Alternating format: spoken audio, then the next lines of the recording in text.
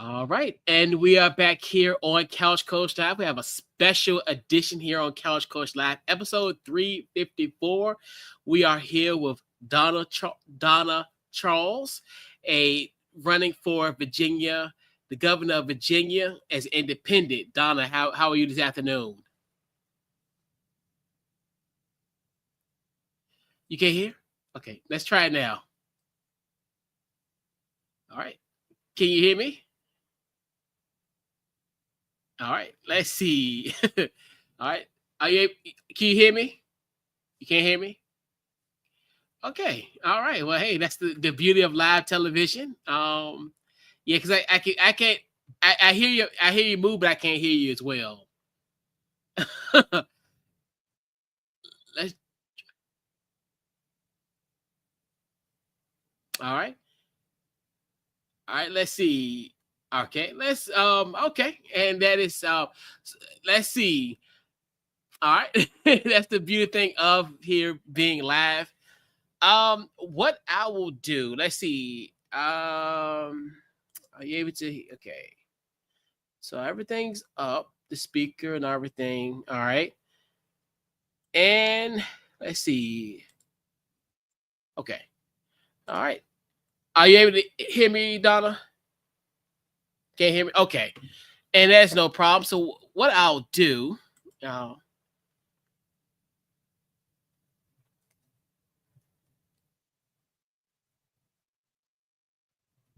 okay. All right. So what we're gonna do while we wait for Donna to come back on the stage here on episode 354 on Couch Coach Live, I'm just giving you a brief rundown of the independent candidate for the governor of Virginia. Donna is a Air Force veteran, a civil servant for over 20 years. She served in various roles in the State Department, Department of Defense, Capitol Hill, National Security Council, also deeply rooted in U.S. intelligence community. She's committed to upholding and defending the Constitution of the United States and all enemies that come our way. So in today's episode, we will talk about pretty much Donna's journey to at this point as far as being a independent running for the governor of Virginia. We'll discuss that. Some other topics that we'll be discussing. We'll talk about just pretty much her professional background, more so kind of what I've already kind of introduced. We'll kind of do somewhat of more of a deep dive in the sense with that is concerned. We'll also just talk about just the challenges being an independent. Many of us know, like as far as when it comes to independence and how has her experience been as as that as well. So also we'll talk about obviously us being a sports program here on Couch Coach Live, we're going to talk about some sports topics and all that's concerned. So I think we are all set now. I'm going to bring Donna back on the stage, and I think we're all set now. I All can right. hear you loud and clear now. See, perfect. See, and that's what I said. That's the beauty of doing this live. Hey, things happen, but hey, we course correct and we got it all straight. But it was a great opportunity. So let let everybody know as far as your experience as far as being an Air Force veteran and also being a civil servant for over 20 years and pretty much and all that is concerned. So how first of all, before we kind of discuss everything, how's everything going? uh, it's definitely an uphill journey when you're running as an independent. It is definitely difficult because you don't have the same infrastructure and supports that candidates who are running under the typical party banner have. But I will say broadly that it's been a fantastic experience meeting with voters throughout the Commonwealth, learning about how excited they are to have a real choice in November, especially an independent choice for governor of Virginia. I've noticed that over time, people are becoming increasingly disappointed with both parties, how they're performing, especially in the current situation that we're in. So I will say that while it's been hard, I am enjoying all the time that I've been able to get with voters, especially face to face. So that's the exciting part of it. And as we mentioned earlier, as far as you being an independent candidate for uh, governor of Virginia, what inspired you to run for governor as an independent? Sure.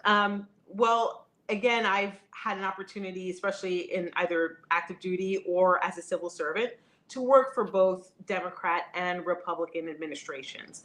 So if you go all the way back to George W. Bush, I mean, I was an active duty military officer at that time. And one of the things that I have found that has been lacking under both parties is the opportunity to engage voters as somebody who you are going to serve, that you are going to focus on, not necessarily party politics, not necessarily the respective donor bases, and not necessarily the special interest groups that oftentimes these parties come with, or at least are required to work for. As an independent, I can focus on the issues that are important to the voters, to constituents, to residents of the Commonwealth of Virginia. And that's why I decided to run as an independent. Both parties are right now mired in what I would call a blood sport. In terms of a match that is constantly going back and forth at each other, losing sight of what's important to the people of Virginia, to the people of the United States of America. And I think independents offer us an opportunity to break through that hyper partisan battle every single day that makes it difficult for us to get policy issues addressed. And also, I know, and we talked a little bit about your background, but kind of more so just expand on it. Just more a bit about your personal and professional background that's prepared you for this role. Sure. So as you probably had mentioned to your listeners, and again, apologies for the technical Oh, it's all good. difficulties, and generally just thank you for your patience in having me on. My background, I've spanned over 20 years of public service, and that includes my time as a military officer as well as a civil servant. In the military, I had troops. I was deployed overseas as well as in garrison. But I've also had to manage multi-million dollar budgets with highly sensitive national security objectives and programs. As a civil servant, it was the same. I've had to administer and deal with multi-million dollar budgets for very sensitive programs and operations and in organizations that, again, cover the gamut of national security and foreign policy and the like. But overall, I think what really prepares me for this role is that I do have a heart for public service, and that I realize that at the end of the day, people want to look to their leadership in Richmond and get a sense that that person has lived their life. That person understands what it's like to maybe determine, what bills are going to be paid over another. And I grew up in a home where my mother sacrificed quite a bit for me and did everything she could to ensure that I had the best opportunities available.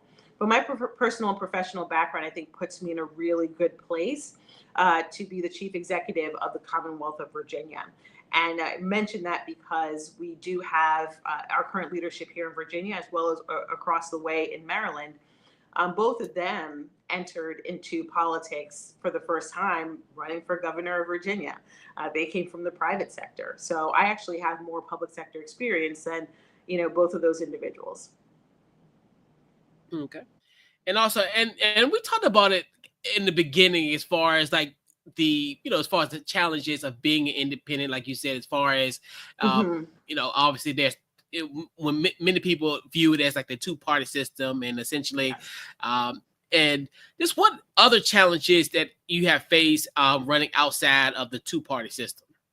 Sure. Well, I mean, funding is one of the major issues, and it's one of the reasons that I am distinct. I've been set apart from the two other candidates in this race because I have made very public commitments and public pledges to focus all of my campaign financing and donations and contributions from individual voters and not from corporations, not from super PACs, not from dark money or special interest groups.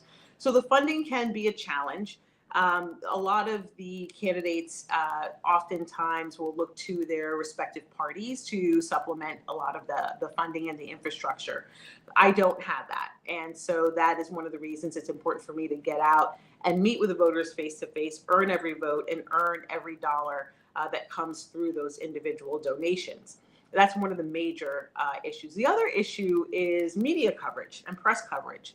One of the things that you'll find is that while my message does resonate when I do get in front of voters and get to meet with them face to face or even virtually, you'll find that the two-party system is really locked into the media ecosystem, and it allows candidates who have also the backing of their parties to really rise to the top for a lot of the media coverage, whether or not it's warranted.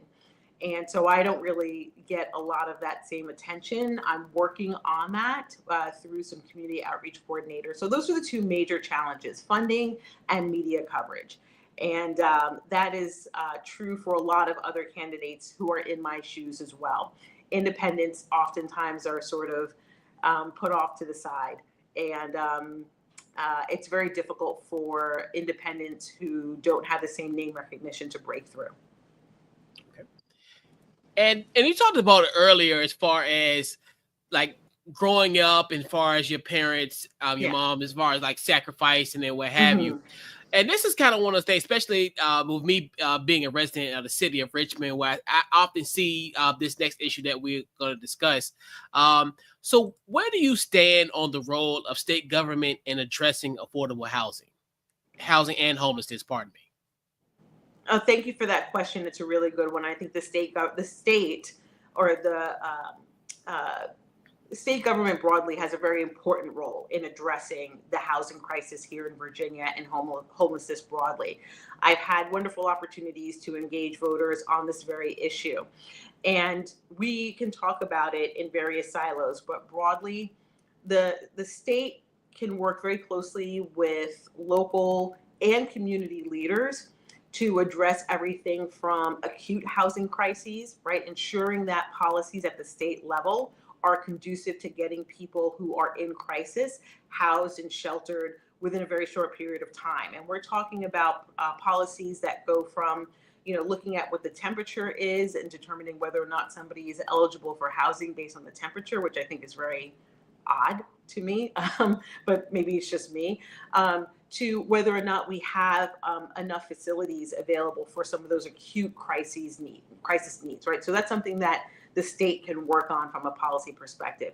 Also, we look on the other side of the spectrum. We do have a lot of housing stocks available that are more so in the luxury market. And there's a bit of a saturation there, but we don't have enough when it comes to obtainable or sustainable housing for those who are on the lower or middle income side of the spectrum. That is where I think we need to look at what role corporations, especially large groups like Blackstone, are playing in buying up housing stocks and driving up the cost of not only entering the housing market, but also just renting. I think the state has an opportunity to look at some regulatory models to ensure that organizations like Blackstone, that are multi-billion-dollar, multinational organizations, are not freezing and squeezing people out of the market. So I'm looking at it from two sides of the coin, right? You have acute housing issues for people who are in immediate need, and also you have longer term policy issues that relate to the availability of housing because of corporate interests. So those are some of the things I think at the state level we can do to address immediate needs for people across the income spectrum. All right. And we'll kind of shift the focus a little bit to sports in these next. So we'll discuss first, how would your administration support women's sports or underfunded athletic programs? Well, I think it's important for us to take in consideration, if we step back a little bit, that a lot of these programs are affiliated with our education system, right, or with our schools. And if you're looking at either, middle schools, or if you're looking at college, intramural sports, whatever the case may be, we need to determine whether or not we are putting the right amount of investment into our educational facilities and whether or not they have the supports that they need to ensure that their sports programs are properly funded. And what role the state or local government or municipalities plays in that, I think, needs to be a conversation. But broadly, I think we should be doing everything we can to promote women in sports, making sure that they have the access to the facilities that the men have, and ensuring that we are working maybe through public-private partnerships. I think that's an opportunity that's not as well explored when it comes to ensuring that the funding is there, because we're seeing that a lot of schools want to invest in their, especially women's sports, but the funding isn't there. So maybe we can look at public-private partnerships to supplement some of that funding, some of those gaps available, especially in underserved communities too. What we should also look at is whether or not there needs to be a grant program, especially as we're looking at fitness and health-related issues in our younger populations. Maybe there's a grant program that we can look at the state level or even at the local level to address some of those gaps. And also, it's always been talk as far as just the state, as far as potentially getting like a new stadium, and just there's always been talk about essentially like just more facilities coming to the state and just so many different initiatives and what have you. So should the state consider more investment in professional sports infrastructure for events? Just examples like as far as stadiums, tournaments, and what have you. That's a really good question. We had a situation like that, I think not too long ago with here in the Northern Virginia area, where they were looking at, I think it was the monumental deal that ended up not going through. I think there's an important conversation to be had about what role local governments and the community broadly should have in this discussion. Because from that, just that one instance, it was clear that community members and community leaders had a very different idea about what they wanted to see in their neighborhood versus what those from outside of the community wanted. So I think that's the first step, is to ensure that you're having that conversation, making sure that people feel that they have buy-in and that they're invested in the process, and that they're not being shut out at the expense of or because of corporate interests that may be drowning them out. So that's, to me, the most important thing. Community members need to be involved. When it comes to the infrastructure and whether or not that infrastructure is paid for with taxpayer dollars versus purely funded by private interests, again, we need to look at where the community is, where that revenue comes in, and how revenue sharing is discussed and implemented.